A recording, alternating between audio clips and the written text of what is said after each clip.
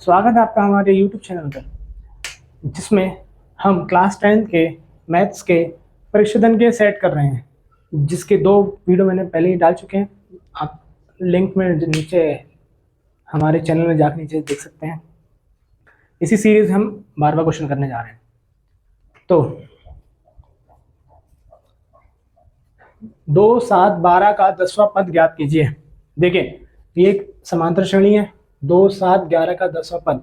इसको सॉल्व करने से पहले एक फॉर्मूला होता है, उसको आप पता होगा तो बहुत आसानी से हो जाएगा। जो होता है an बराबर a plus n minus 1 d। ये समांतर श्रेणी का पद nवां पद निकालने का फॉर्मूला है, जिसमें an बराबर है nवां पद, a बराबर है पहला पद यानी प्रथम पद, और d बराबर है सर्वांतर। चलिए इसके बारे में बताता हूं मैं। ठीक है, n बराबर होता है इसमें पदों की संख्या।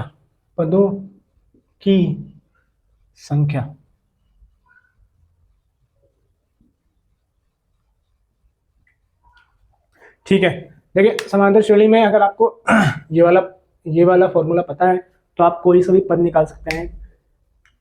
इसमें an बराबर होता है nवां पद, जो पद हमें निकालना है। a बराबर होता है पहला पद, जो कि इस सीरीज में 2 दिया है। d बराबर होता है सर्वांतर। सर्वांतर का मतलब होता है 2 पदों के बीच का अंतर। तो सर्वांतर होता है 2 पदों के बीच का अंतर, यानी कि एक पद ये है, एक पद ये है, इन दोनों के बीच का अंतर। एक पद ये है, एक पद ये है, इन दोनों पदों के बीच का अंतर। n बराबर होता है पदों की संख्या। जो an निकालना है, हमें nवां पद निकालना है, उसका नंबर पता होगा तो हम nवां पद निकाल लेंगे। तो चलिए बिना किसी देरी के इसको शुरू करते हैं। सबसे पहले इस फॉर्मूले को आप रट लीजिए, बहुत सारे क्वेश्चन इसी से होंगे। a बराबर, हमारे क्वेश्चन में a बराबर क्या दिया है? a बराबर दिया है 2, जो कि है पहला पद। a बराबर होता है प्रथम पद, जो कि है 2। नेक्स्ट, d बराबर होता है सर्वांतर मतलब 2 पदों के बीच का अंतर। इनमें से इसको घटाएंगे, 7 में से 2 माइनस करेंगे तो हमें मिल जाएगा 5, जो कि सर्वांतर मिल चुका है। ये आप चाहें तो इससे इसको घटा सकते हैं। 12 माइनस 7, 12 में से 7 जाएगा तो भी 5 बचेगा। ठीक है, डी आ गया है। n दिया है 10, n बराबर 10वां पद निकालना है। पदों का नंबर, पदों की संख्या 10 है। कुछ अब सारे वैल्यूज फॉर्मूले में रख देंगे। an बराबर होता है a plus n minus 1 d। a10 निकालना है। a10 मतलब 10वां पद। a का वैल्यू है 2, n का मान दिया 10 माइनस 1। d की वैल्यू दी है अपन को, d की वैल्यू हमने निकाले हैं। क्या निकाले हैं? 5। चलिए सॉल्व करेंगे। 10 में से 1 गया, 9 बचा। ये ऐसे रहेगा। तो देखिए, सबसे पहले हमने ब्रैकेट को सॉल्व किया है। 10 माइनस 1, 9 बचा। अब 2 वैसे ही रहेगा। 9 का 5 से गुणा होगा। 9 पना 45 और 2 47। तो ये हमारा 10वां पद हमारा आ चुका है 47। तो इसी के साथ ये क्वेश्चन कंप्लीट हो गया है। अब हम इसका अथवा वाला क्वेश्चन करेंगे। इसमें अथवा वाले क्वेश्चन में देखिए कुछ चेंजेस हैं। 3, 8, 13 और 18 का कौन सा पद 78 है? इसमें अब पूछा है कौन सा पदों की संख्या कौन सी है, वो पूछा है। तो इसको भी सॉल्व करते हैं। वही सबसे पहले आपको फॉर्मूला पता होना चाहिए। an बराबर a plus n minus 1 d। ठीक है, अब देखिए an पद अपन को दिए हैं। an दिया है 78 और a बराबर क्या है? a होता है प्रथम पद, जो कि है 3। d होता है सर्वांतर, 2 पदों के बीच का अंतर। चाहो तो आप इसके बीच का अंतर निकाल लो, चाहो इसके बीच का अंतर, चाहो इसके बीच का अंतर। सर्वांतर हमेशा सेम ही आएगा, क्योंकि अगर ये समांतर श्रेणी है तो इसका मतलब ही होता है कि समान अंतर। तो इसमें से इसको माइनस करेंगे। 8 माइनस 3 क्या हो जाएगा? 8 में से 3 जाएगा, हो जाएगा 5। ठीक है, फॉर्मूले वैल्यू रख देंगे। 78 an की जगह 78, a की जगह 3, n की वैल्यू तो अपन को पता नहीं है, इसको ऐसे लिख दे रहे हैं। d की वैल्यू पता है 5। ठीक है, फिर से देखिए, ए एन 78 दिया था तो 78 लिख दिया, ए है 3 तो 3 लिख दिया, एन माइनस वन नहीं पता तो वैसे ही है, डी की वैल्यू 5 है तो 5 लिख दिया। सॉल्व करेंगे, 3 का पक्षांतर 3 प्लस में है तो यहाँ आके माइनस में जाएगा, 78 माइनस 3 इक्वल, यहाँ बचेगा n minus one upon n two 5। ठीक है, 78 में 3 जाएगा, 75 बचेगा, n माइनस वन इंटू 5। अब 5 का पक्षांतर करेंगे, n माइनस वन उल्टा लिख रहा हूँ मैं, 75 5 जाएगा बट्टे में, 5 के साथ गुणा में था तो पक्षांतर होगा तो बटे में आ गया, तो 5 एकम 5, 5 एकम 5 और 5 एकम 25, n बराबर माइनस वन बराबर आ गया 15, n माइनस वन आ गया कितना 15 आ गया। अब माइनस वन का पक्षांतर करेंगे, जब माइनस वन यहाँ पर है पक्षांतर होने के बाद प्लस वन हो जाएगा। ठीक है, तो n बराबर हो जाएगा 16, यानी पदों कौन सा पद पूछा था, तो 16वां पद 78 है। इसमें आप लिख देंगे कि इस सीरीज का अभीष्ट समांतर श्रेणी का 16वां पद 78 है। ठीक है, उम्मीद है ये दोनों क्वेश्चन आपको समझ में आए होंगे। इसमें मेन चीज आपको फॉर्मूले याद होंगे तो दोनों क्वेश्चन बहुत ही आसानी से हो जाएंगे, और कुछ कैलकुलेशन वगैरह है वो तो आपको आनी चाहिए। चलिए, तो क्वेश्चन नंबर 13 आपके सामने आ चुका है।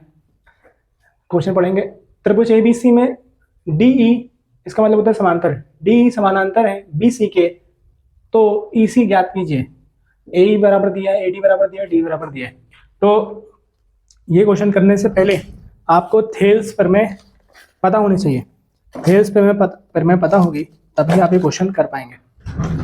तो एक क्विक रिवीजन कर लेते हैं थेल्स प्रमेय का। थेल्स प्रमेय क्या होती है, मैं यहाँ करवा देता हूँ। थेल्स प्रमेय होती है, अगर कोई त्रिभुज, अगर किसी त्रिभुज की एक भुजा के समांतर कोई रेखा खींची जाए, अगर किसी त्रिभुज की एक भुजा के समांतर कोई रेखा खींची जाए, तब इसका नाम दे रहे हैं ए बी सी। अब ये रेखा खींचे हैं तो इसका नाम दे रहे हैं डी और ई।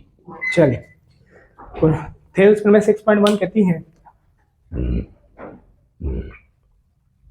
थेल्स प्रमेय 6.1 कहती है, अगर किसी त्रिभुज के एक भुजा के समांतर कोई रेखा खींची जाए तो इनका और इनका रेशियो, इनका और इनका अनुपात बराबर होगा इसके और इसके अनुपात के। फिर से सुनिए, अगर किसी त्रिभुज के एक भुजा के समांतर कोई रेखा खींची जाए तो इसका और इसका अनुपात इसके और इसके अनुपात के बराबर होता है। तो इसको लिखेंगे से, इसका अनुपात एडी बटे डी बी बराबर होगा ए बटे ई सी। थेल्स प्रमेय 6.1 यही कहती है। इसी की मदद से ये वाला भी क्वेश्चन होगा और ये वाला भी क्वेश्चन होगा, तो थेल्स प्रमेय आपको पता होनी चाहिए। चलिए, अब अपन आते हैं अपने क्वेश्चन की तरफ, जो कि दिया है त्रिभुज ए बी सी। सबसे पहले एक त्रिभुज बनाएंगे, सबसे पहले एक त्रिभुज बनाएंगे, उसको नाम दे देंगे ए बी और सी। त्रिभुज ए बी सी में डी समांतर है बीसी के, ये जो बीसी है, डी कोई रेखा है जो कि बीसी समांतर है, ये बीसी है, इसके समांतर कोई रेखा है यहाँ पर डीई, इसका नाम दे दिया डी और ई। तो ई सी याद करना है, ई से लेकर सी तक, और हमें क्या क्या दिया है, ए ही बराबर दिया है, ए से लेके ई तक, यहाँ से लेके यहाँ तक दिया है 1, यहाँ से लेके यहाँ तक 1 दिया है। ए डी यहाँ से लेके यहाँ तक हमें दिया है 1.5 सेंटीमीटर। उसके बाद डी बी, डी से लेके बी तक, डी से लेके बी तक ये हमें कितना दिया है, ये हमें दिया है 3। ठीक है, और हमें ये निकालना है, इसी हमें निकालना है। तो जो दिया है वो लिख लेंगे, यहाँ सॉल्यूशन लिखेंगे, सॉल्यूशन ए ई बराबर 1, ए डी बराबर 1.5 और डी बी बराबर 3। और एक और चीज, डी ई समांतर है बी सी के, ये हमें चीज ये सारी दिया है, ये हमें चीज सारी दिया है, तो यहाँ लिख देंगे दिया है, दिया, हाँ लिख दे रहा हूँ मैं, दिया है, यहाँ सॉल्यूशन लिख दे रहा हूँ मैं। ओके,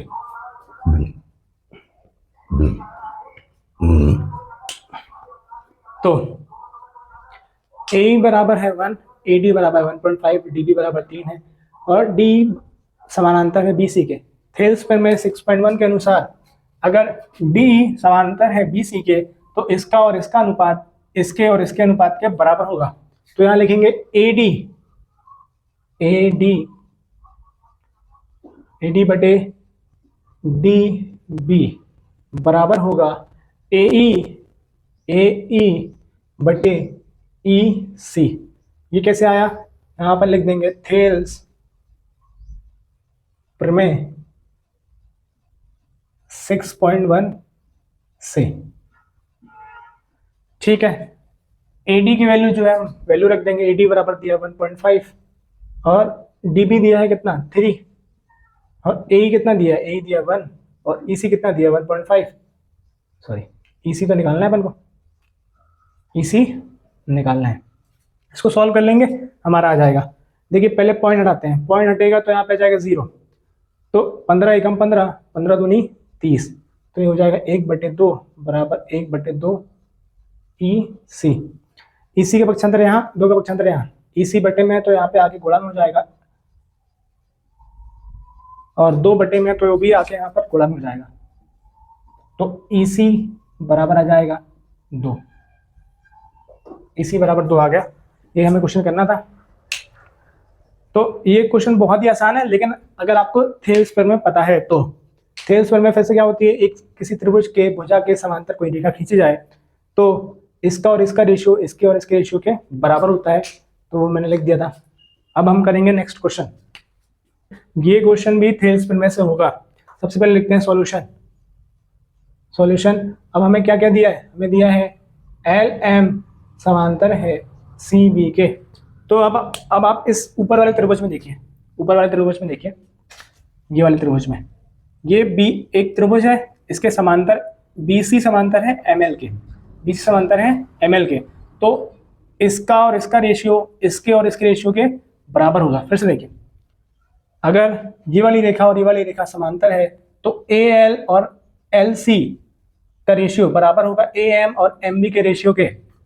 ये हमें कैसे पता चला, थेल्स प्रमेय के अनुसार। ये हमें पता है, यहाँ लिखेंगे यदि ऐसा है तो AL बटे LC बराबर AM बटे MB।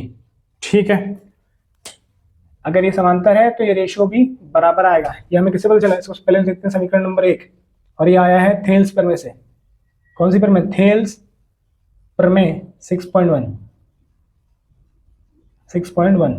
ठीक है, अब एक और चीज हमें दी है, LN समांतर है LN समांतर है CD के। यदि नहीं लिखते हैं, आप लिखते हैं LN समांतर है CD के। तो क्या मतलब हुआ, देखते हैं यहाँ पे। ये जो LN रेखा है ये समांतर है CD के, ये LN रेखा ये CD के समांतर है। अगर ये दोनों समांतर हैं तो AL और LC का अनुपात AN और ND के अनुपात के बराबर होगा। तो वही चीज लिख देते हैं, AL बटे LC बराबर होगा AN बटे ND। चलिए ये कैसे, इसको हम समीकरण नंबर 2 देते हैं। और ये आया कैसे, ये भी आया हमारा थेल्स प्रमेय 6.1 से। ठीक है, अगर यहाँ तक आपका हो गया तो लगभग हमारा क्वेश्चन सॉल्व हो गया। देखिए AL अपॉन LC बराबर है AM अपॉन MB के। वैसे यहाँ पर AN अपॉन LC बराबर है AN अपॉन ND के। ये और ये दोनों वैल्यू सेम है तो ये और ये दोनों सेम हो जाएगी, इसकी जगह लिखेंगे। तो समीकरण 1 व 2 से क्या हो जाएगा, AM बटे MB बराबर होगा AN बटे ND के। तो यही हमें प्रूफ करना था, नहीं ये प्रूफ नहीं करना था क्या, AL बटे AB। चलिए तो अब हम इसमें करेंगे +1। यहाँ तक हो गया है, अब हम करेंगे +1। दोनों साइड एक एक जोड़ेंगे। अब यहाँ लिखेंगे AM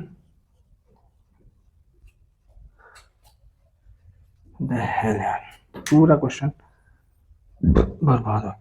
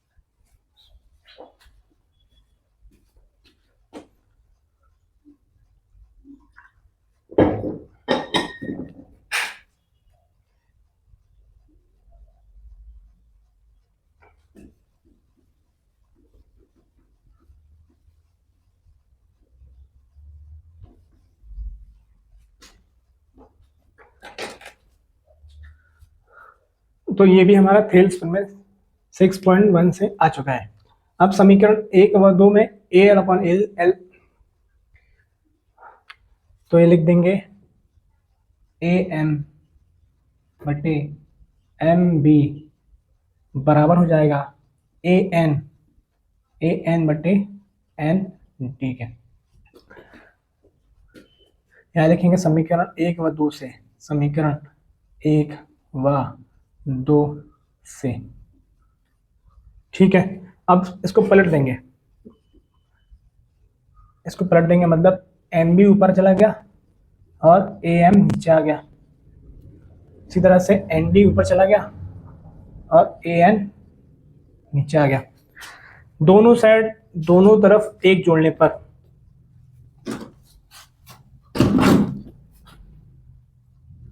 दोनों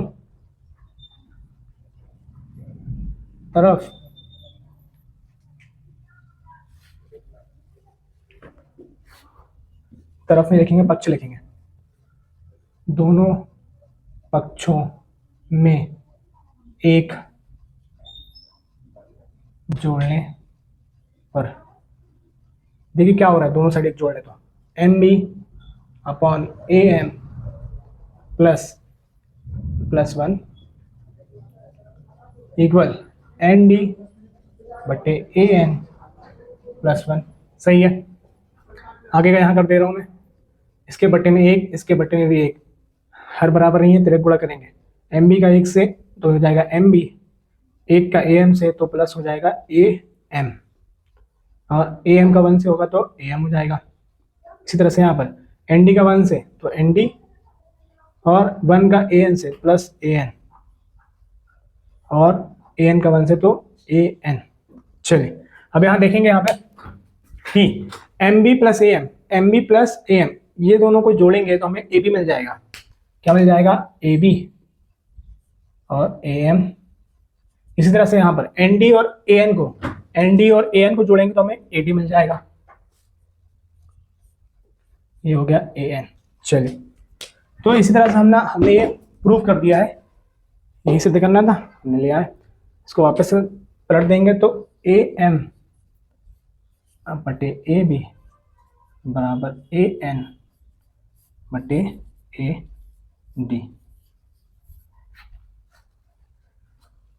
देखिए कहाँ पे कंफ्यूजन आ सकता है, अगर यहाँ पे आपको कंफ्यूजन आ रहा है तो यहाँ फिर से देखिए, MB AM MB और AM को जोड़ेंगे तो हमें पूरी रेखा मिलेगी लंबी वाली, जो कि है AB, तो हमने AB लिख दिया। उसी तरह से ND और AN इन दोनों को जोड़ेंगे तो हमें पूरी लंबी वाली रेखा मिलेगी, जो कि है AD, तो हमें वो मिल गया। तो यहाँ पे लिख देंगे इति सिद्धम,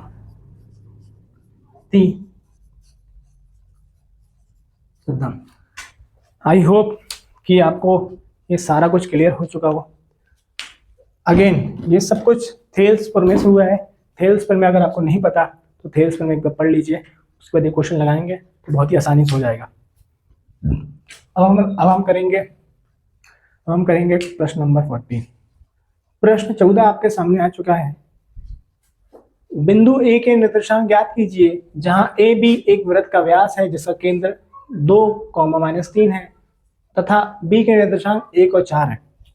ठीक है, ये क्वेश्चन करने से पहले आपको एक बात पता होनी चाहिए, मध्य बिंदु के निर्देशांक क्या पता होना चाहिए? मध्य बिंदु के निर्देशांक। तो मध्य बिंदु के निर्देशांक क्या होते हैं? मान लीजिए यहाँ पे एक कोई पॉइंट है, एक पॉइंट यहाँ पर है, एक पॉइंट यहाँ पर है x1 प्लस x1 y1। यहाँ पर इस बिंदु का निर्देशांक x1 y1 है, इस बिंदु का निर्देशांक है x2 y2। अगर इनके जस्ट बीच में कोई बिंदु पड़ता है जिसके हमें निर्देशांक निकालने हैं तो मध्य बिंदु के निर्देशांक हो जाएंगे x बराबर x1 प्लस x2 बटे 2 और y के निर्देशांक हो जाएंगे y1 प्लस y2 बटे 2। ठीक है, ये बातें आपको पता होंगी तो बहुत ही आसानी से क्वेश्चन हो जाएगा। मध्य बिंदु के निर्देशांक है ये, एक बिंदु यहाँ पर है x1 y1, एक बिंदु है x2 y2, इन दोनों के बीच एक बिंदु पड़ रहा है जो इनके मध्य में है, जस्ट सेंटर में है, तो इसके निर्देशांक x1 plus x1 plus x2 बटे 2, y के निर्देशांक y1 प्लस y2 बटे 2। तो अब हम करेंगे अपने क्वेश्चन की तरफ, तो हम चलेंगे अपने क्वेश्चन की तरफ, जिसमें बिंदु, पहले तो यहाँ पे एक वृत्त का व्यास है, तो पहले वृत्त बना लेते हैं।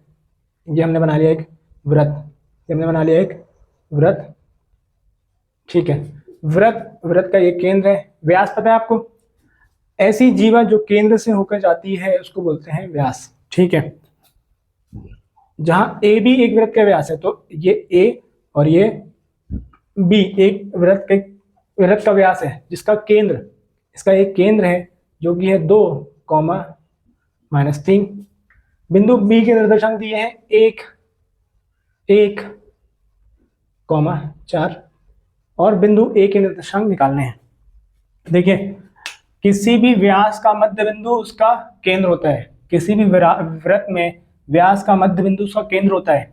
तो अगर इसका मध्य बिंदु केंद्र है, तो अगर मान लिया मैंने ए के निर्देशांक x और y हैं, तो इस x और 1 को जोड़ेंगे और 2 से भाग करेंगे तो हमें 2 मिलेगा, और y को और 4 को जोड़ेंगे और 2 से भाग करेंगे तो हमें 3 मिलेगा। अगर नहीं समझ आ रहा है तो इसे समझिए, पहले बिंदु का x और दूसरे बिंदु का x, इन दोनों को जोड़ के 2 से डिवाइड करेंगे तो हमें मध्य बिंदु के निर्देशांक मिलते हैं।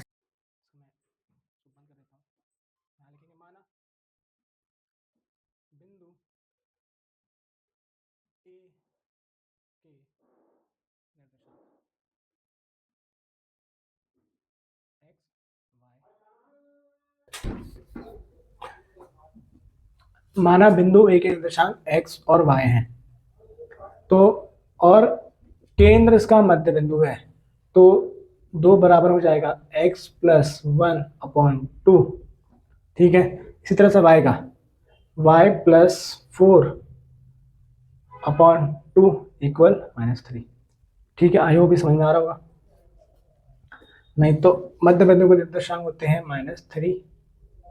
चलिए इसको अलग सॉल्व करेंगे, इसको अलग सॉल्व करेंगे, 2 का पक्षांतर करेंगे, 2 बटे में यहाँ के गुणा में हो जाएगा, 2 दूनी 4, x प्लस 1, तो x प्लस 1 बराबर हो गया 2 दूनी 4। 1 का पक्षांतर करेंगे तो 4 - 1, 1 प्लस में यहाँ के माइनस में हो जाएगा, x बराबर आ जाएगा 3। तो x का आ गया, इस तरह से y का, इसमें 2 का पक्षांतर करेंगे तो -3 वैसे ही रहेगा, 2 आएगा गुणे में, बटे में आया है, यहाँ पे आके गुणे में हो जाएगा, y प्लस 4, 3 दूनी 6, -6, y प्लस 4। अब 4 का पक्षांतर करेंगे तो y बराबर हो जाएगा -6 वैसे ही है, ये 4 प्लस में वहाँ जाके माइनस में हो जाएगा, तो y बराबर हो जाएगा -6 - 4 -10, ठीक है। तो बिंदु ए के निर्देशांक आ गए हैं, बिंदु ए के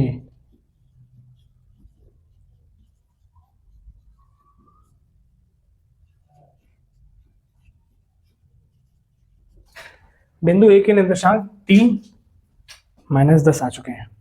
इसी के साथ हमारे वाला क्वेश्चन सॉल्व होता है। अब हम बढ़ेंगे इसका अथवा वाला प्रश्न 14 का अथवा क्वेश्चन, बिंदुओं ए बी तथा और -a -b का मध्य बिंदु ज्ञात कीजिए। इसको सॉल्व लिखेंगे, यहाँ पहले लाइन खींच देता हूँ मैं ताकि कंफ्यूजन ना हो, ठीक है। यहाँ लिखेंगे माना मध्य बिंदु के निर्देशांक, मध्य बिंदु के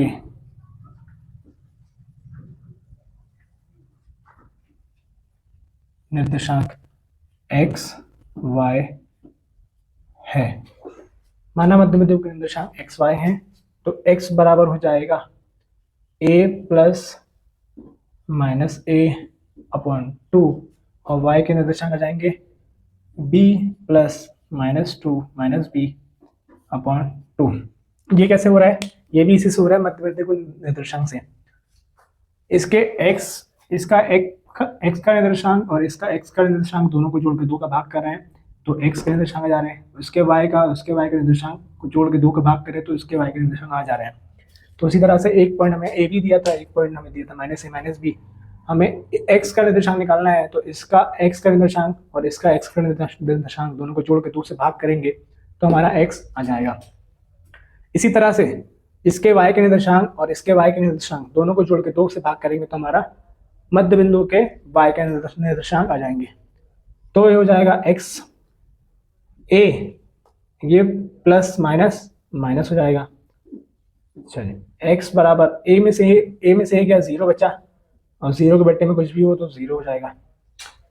उसी तरह से y बराबर b, ये प्लस है माइनस है तो माइनस हो जाएगा और ये 2, b में से b गया तो y बराबर 0। तो अब यहाँ लिखेंगे मध्य बिंदु के निर्देशांक 0 0 है। ठीक है, इसका स्क्रीनशॉट ले लीजिए आप। और ऐसा मैं उम्मीद करता हूँ कि सारे क्वेश्चन समझ में आ चुके होंगे। अगर आपको मध्य बिंदु के निर्देशांक निकालते आता है तो ये दोनों ही क्वेश्चन बहुत ही आसानी से हो जाएंगे। प्रश्न 15 आपके सामने आ चुका है। 1 plus sign A 1 minus sign A under root में बराबर sec a plus tan a, इसको सिद्ध करना है। हम इसको सॉल्व करेंगे और इसको लेके आएंगे तो ये प्रूव हो जाएगा। ठीक है, इसके लिए कुछ फॉर्मूले आपको पता होने चाहिए। तो फॉर्मूले तो बहुत सारे हैं, तो जो इस क्वेश्चन को सॉल्व करने में जो फॉर्मूले लगेंगे हम सारे बीच बीच में बताते जाएंगे। सबसे पहले ये होता है राइट हैंड साइड और ये होता है लेफ्ट हैंड साइड। हम लेफ्ट हैंड साइड लेके चलेंगे और हम राइट हैंड साइड लेके आएंगे, सिद्ध करेंगे। लेफ्ट हैंड साइड को सॉल्व करके राइट हैंड साइड पे पहुंचेंगे अपन। चलो जल्दी सबसे पहले लिखते हैं क्वेश्चन। 1 प्लस साइन ए और 1 माइनस साइन ए, ये है पूरा अंडर रूट में। अब देखिए ये है 1 माइनस साइन ए, ये है 1 प्लस साइन ए। हरों का परिमेयकरण 9th क्लास में आपने पढ़ा होगा, हरों का परिमेयकरण, तो हम वही करेंगे, इस हर का परिमेयकरण कर देंगे। 1 प्लस साइन ए और 1 माइनस साइन ए, 1 प्लस साइन ए 1 प्लस माइनस साइन ए वैसे ही रहेगा। हर का परिमेयकरण जब भी होता है तो चिन्ह बदल जाते हैं हर के और उसका ऊपर नीचे गुणा कर दिया जाता है। 1 माइनस साइन ए था तो 1 प्लस साइन ए और बटे 1 प्लस साइन ए का ऊपर नीचे दोनों जगह गुणा कर दिया जाएगा। लेकिन 1 प्लस साइन ए 1 प्लस साइन ए गुणा 1 प्लस साइन ए से होगा तो 1 प्लस साइन ए का स्क्वायर हो जाएगा, स्क्वायर हो जाएगा। और ये 1 माइनस साइन ए 1 प्लस साइन ए, एक फॉर्मूला होता है ए माइनस बी और ए प्लस बी, तो हो जाएगा 1 का स्क्वायर। पहले मैं फॉर्मूला लिख देता हूँ यहाँ पर, ए माइनस बी और ए प्लस बी, इसका फॉर्मूला सर्वसमीका आपने पढ़ी होगी 9th चैप्टर में, उसी का इस्तेमाल करेंगे हम। 1 ए माइनस बी ए प्लस बी तो ए स्क्वायर माइनस बी स्क्वायर। उसी तरह से 1 माइनस साइन ए 1 प्लस साइन ए तो 1 का स्क्वायर माइनस साइन का स्क्वायर, 1 का स्क्वायर माइनस साइन का स्क्वायर, ये पूरा अपना अंडर रूट में है। ठीक है, ये हमारा इस सर्वसमीका से हुआ है। ठीक है, 1 का स्क्वायर 1 ही रहेगा, साइन का स्क्वायर साइन का स्क्वायर साइन ही रहेगा। अब यहाँ लिखेंगे 1 प्लस साइन ए का स्क्वायर और 1 माइनस साइन स्क्वायर ए। आपको पता होगा सर्वसमीका साइन स्क्वायर ए प्लस कॉस स्क्वायर ए बराबर होता है 1। ये बराबर 1 होता है, इसमें कॉस को पक्षांतर करेंगे, सॉरी 1 का पक्षांतर करेंगे, ये होती है सर्वसमीका, इसमें साइन का पक्षांतर करेंगे तो कॉस स्क्वायर ए बराबर आ जाएगा 1 माइनस साइन स्क्वायर ए। ठीक है, तो 1 माइनस साइन स्क्वायर की जगह अपन क्या ले सकते हैं, कॉस स्क्वायर ए, तो 1 प्लस साइन ए का स्क्वायर अपॉन कॉस स्क्वायर ए। देखिए इसका भी स्क्वायर, इसका भी स्क्वायर, तो स्क्वायर से करनी कट जाएगी, स्क्वायर से करनी कट जाएगी। इसको मैं यहाँ सॉल्व कर देता हूँ, इसको मैं यहाँ सॉल्व कर देता हूँ। 1 plus sign A upon cos A. देखिए 1 plus sign A upon cos A है, तो 1 के अपॉन में आ जाएगा कॉस ए, प्लस साइन के अपॉन में आ जाएगा कॉस ए। तो 1 अपॉन कॉस ए होता है सेक ए, और साइन अपॉन कॉस होता है टेन ए। यहाँ पे मैं लिख देता हूँ 1 अपॉन कॉस ए बराबर होता है सेक ए के, और sign A upon cos A बराबर होता है टेन ए के। चलिए देखिए हमने एल एच साइड से स्टार्ट किया था और आर एच एस आ चुका है हमारा, तो ये हमारा एल एच एस बराबर हो गया आर एच एस, तो उसी के साथ ये सिद्ध हो चुका है। अब हम प्रश्न 15 का अथवा वाला करेंगे। अथवा वाला क्वेश्चन यहाँ पे लिखा था, लेकिन अभी तो बोर्ड पूरा भर चुका है, इसलिए हम बोर्ड साफ करेंगे और फिर अथवा वाला करेंगे। अब हम प्रश्न 15 का अथवा वाला क्वेश्चन करने जा रहे हैं। इसके लिए आपको त्रिकोणीय अनुपातों की टेबल पता होनी चाहिए। जिसको टेबल नहीं पता है वो उसको याद करेगा, और अगर आपको याद नहीं हो रही तो मैं यहाँ पे करवा रहा हूँ, यहाँ बहुत ध्यान से समझिएगा, तो आपको लगभग सारी टेबल हो जाएंगी याद। साइन थीटा यहाँ पे 0 डिग्री, यहाँ पे 30 डिग्री, यहाँ पे 45, और यहाँ पे 60, और यहाँ पर है 90। ठीक है, साइन की आपको टेबल याद करनी है, उससे साइन से सारी आपको टेबल याद हो जाएंगी। तो पहले मैं टेबल बना लेता हूँ। साइन कॉस 10 कॉसेक सेक, और ये कॉट। तो आपको साइन की अगर वैल्यू याद है तो कॉस की वैल्यू आप आराम से निकाल सकते हैं। देखिए ये सारी संख्याएं पलट जाएंगी। 1 आया था 90 में, तो 1 आ जाएगा यहाँ पर 0 में।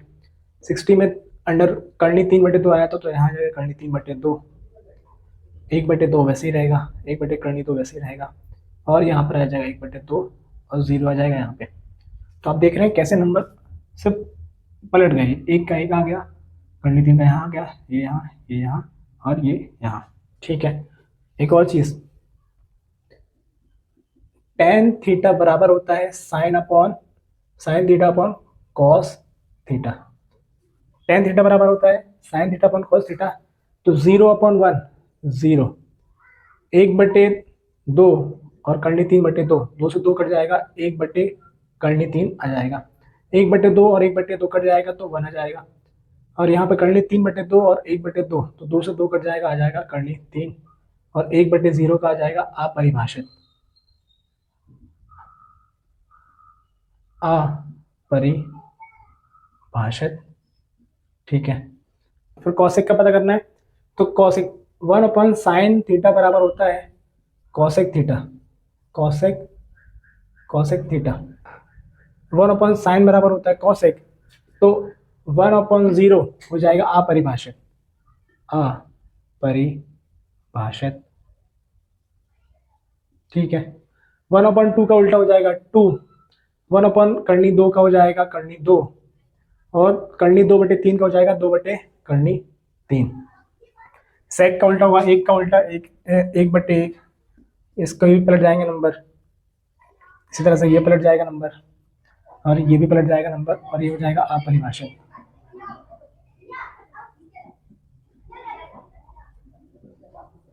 ठीक है, नेक्स्ट 10 का उल्टा होगा अपरिभाषित। अपरिभाषित।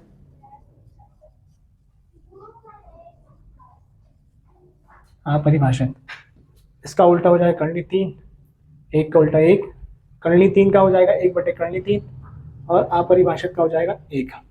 ठीक है, तो ये सारे आपको अगर याद है तो ये क्वेश्चन बहुत ही आसानी से हो जाएगा। बिना किसी देरी के इसको सॉल्व करेंगे। साइन 60 की वैल्यू करनी 3/2, करनी 3/2। कॉस 30 की वैल्यू होती है करनी 3/2, प्लस साइन 30 होता है 1/2, और कॉस 60 भी होता है 1/2। 2।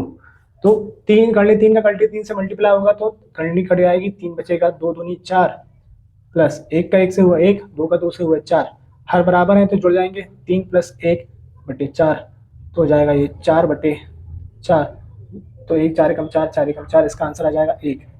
इसका आंसर क्या आ जाएगा 1। दोस्तों आपके सामने आ चुका है प्रश्न नंबर 16, जिसमें लिखा है p बराबर 0.06 है तो e नहीं की प्रायिकता क्या होगी। पहले समझ लीजिए pe का मतलब क्या होता है। p मतलब होता है किसी घटना के घटित होने की प्रायिकता। कोई घटना अगर घटित हो रही है तो उसकी प्रायिकता को हम pe से शो करते हैं। इसका मतलब होता है घटना के घटित होने की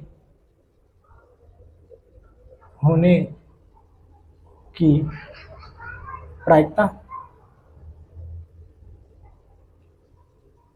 नेक्स्ट एक और होता है इसमें P bar, P not, P bar या पीई नॉट। इसका मतलब होता है घटना के घटित नहीं होने की प्रायिकता।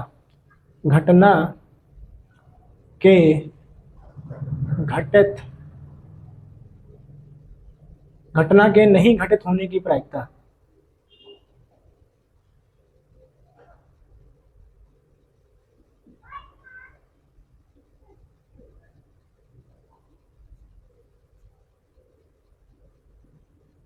घटना के नहीं घटित होने की प्रायिकता। अच्छा, इन दोनों में एक रिलेशन होता है, उसी रिलेशन से इन दोनों में एक संबंध होता है, उसी संबंध से हम ये वाला क्वेश्चन सॉल्व करेंगे। और इस तरह के जितने भी क्वेश्चन हैं हम उसी संबंध या रिलेशन सॉल्व करेंगे, जो कि होता है पीई यानी घटना के घटित होने की प्रायिकता प्लस पीई बार या पीई नॉट घटना के नहीं होने की प्रायिकता। इनका योग होता है 1। क्या होता है इनका योग 1। अब देखिए क्वेश्चन में p बराबर दिया है 0.6, p बराबर 0.6 दिया है, e नहीं की प्रायिकता निकालना है, यानी कि pe बार की p बार निकालना है। तो pe की वैल्यू अपन को 0.06 दी है, 0.06 हमने रख दिया। pe बार ये वैसे ही रहेगा, अब ये हो जाएगा 1। 0.6 का पक्षांतर करेंगे तो ये प्लस में है तो वहां जाके माइनस में हो जाएगा, तो 1 माइनस 0.06 इसको घटाएंगे तो कितना जाएगा, क्या आ जाएगा 0.94। ठीक है, सीधा ये क्वेश्चन सॉल्व हो गया। बहुत ही इजी क्वेश्चन था, सिर्फ आपको ये रिलेशन पता होना चाहिए, ये संबंध पता होना चाहिए और आप इसके जैसे सारे क्वेश्चन कर सकते हैं। अब हम इसी में आगे बढ़ते हैं। प्रश्न 16 का अथवा वाला क्वेश्चन। दो भिन्न पासों को एक साथ उछाला गया है, दोनों पासों के ऊपरी तल पर आई संख्या के गुणनफल 6 आने की प्रायिकता क्या होगी। तो इसको भी सॉल्व करते हैं। पहले आपको पता होना चाहिए प्रायिकता क्या होती है। प्रायिकता संभावित परिणामों की संख्या बटे कुल परिणामों की संख्या। तो इसमें कुल परिणाम क्या आ सकते हैं, पहले अपन चेक करेंगे। कुल परिणाम, ठीक है। जैसे देखिए एक पासे को छाला जाता, एक पासे में होते हैं 6 अंक तक होते हैं, 1 होता है, 2 होता है, 3 4 5 6, इसी तरह 6 अंक होते हैं। अगर एक पासे को छाला जाए तो उसमें कुल परिणाम 6 होंगे, लेकिन इस क्वेश्चन में 2 पासे को छाला जा रहा है, 2 पासों को छाला जा रहा है, तो इसके कुल परिणाम हो जाएंगे 6 इंटू 6, क्योंकि एक पासे में 6 और दूसरे पासे में 6, तो कुल परिणाम 6 इंटू 6 जो कि हो जाएगा 36।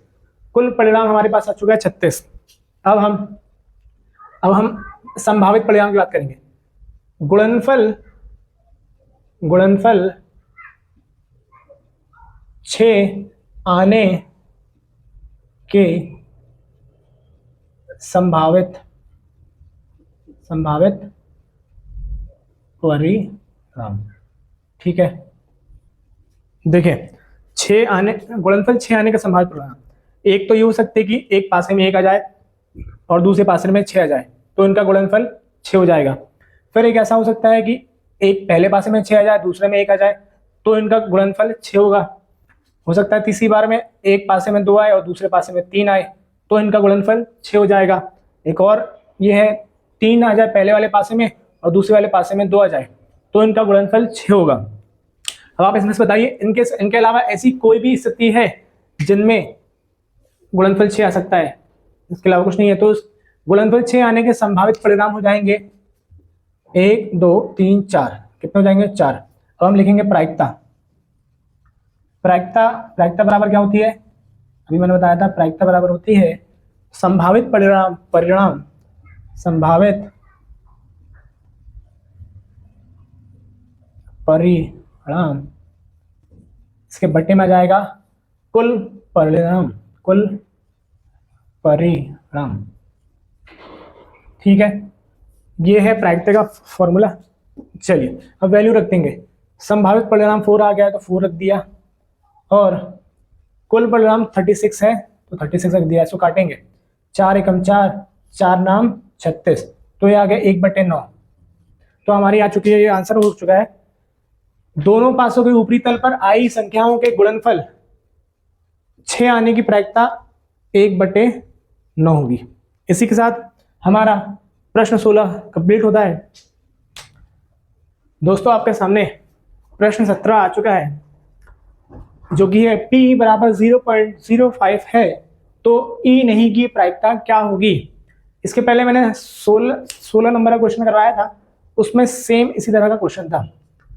तो उसमें मैंने आपको बताया था एक रिलेशन, तो रिलेशन आपको पता होना चाहिए। पहले तो P बराबर होता है घटना घटित होने की प्रायिकता, और PE बार इसका मतलब होता है घटना नहीं होने की प्रायिकता। इसके बीच में एक रिलेशन जो मैंने बताया था वो होता है PE प्लस PE बार इक्वल 1, ये बताया था मैंने आपको। तो हमें क्या क्या चीजें मिली, हमें दिया है P बराबर 0.05 दिया है, हम वैल्यू रखेंगे और आंसर निकाल लेंगे। P बराबर 0.05 रख दिया, प्लस PE बार इक्वल 1, इसका पक्षांतर करेंगे, ये प्लस में है तो वहाँ जाके माइनस में हो जाएगा, तो 1 माइनस 0.05, इसको घटाएंगे तो आ जाएगा 0.95। ये आपका प्रश्न 17 कंप्लीट हो चुका है। अब हम आएंगे, एक थैले में 3 लाल और 5 गेंदे हैं। एक थैले में 3 लाल और 5 गेंदे हैं। इस थैले में एक गेंद यादृच्छा निकाली जाती है, इसकी प्रायिकता क्या है कि वह गेंद लाल हो। देखिए प्रायिकता के बारे में मैंने अभी इसके बारे में क्वेश्चन करवाया था मैंने, इसका उसमें था संभावित परिणाम बटे कुल परिणाम। तो इसके कुल परिणाम देखिए, इस थैले में गेंद कितनी है, थैले में कुल गेंद, थैले में कुल गेंद है 3 लाल है 5 काली है, दोनों मिला के कितनी हो जाएंगी, 8 गेंदें हो जाएंगी। टोटल कितनी गेंद हो गई, 8। अब तो इसके कुल परिणाम क्या हो जाएंगे, कुल परिणाम हो जाएंगे इसके 8। नेक्स्ट क्वेश्चन में बोला है कि इसकी प्रायिकता क्या होगी कि लाल हो, तो अनुकूल परिणाम यानी जो हम चाहते हैं वैसा परिणाम होने की संभावना कितनी है, अनुकूल परिणाम कितने हो सकते हैं। देखिए लाल गेंद आनी चाहिए, और लाल गेंद इस थैले में 3 है, तो सिर्फ 3 ही बार लाल गेंद आ सकती है। ठीक है, तो प्रायिकता बस नहीं हो गया, प्रायिकता बराबर होता है अनुकूल परिणाम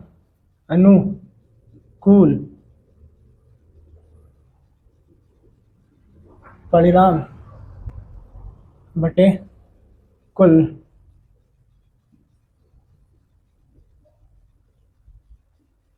परिणाम। अनुकूल परिणाम क्या होता है, अनुकूल परिणाम 3 है, कुल परिणाम कितने हैं 8, तो बस ये हो गई इसकी प्रायिकता। इसी के साथ हमारा प्रश्न 17 का सारे क्वेश्चन हो चुके हैं, ये इसका आंसर हो जाएगा और ये इसका आंसर हो जाएगा। ठीक है, उम्मीद है आपको सारे क्वेश्चन आज जो मैंने करवाए हैं वो सब आपको समझ में आए होंगे, आपसे बने होंगे। आज की वीडियो में इतना ही। अब हम आगे की वीडियो में इसके आगे क्वेश्चन करेंगे, और मेहनत करते रहिए, खुश रहिए। थैंक यू, धन्यवाद।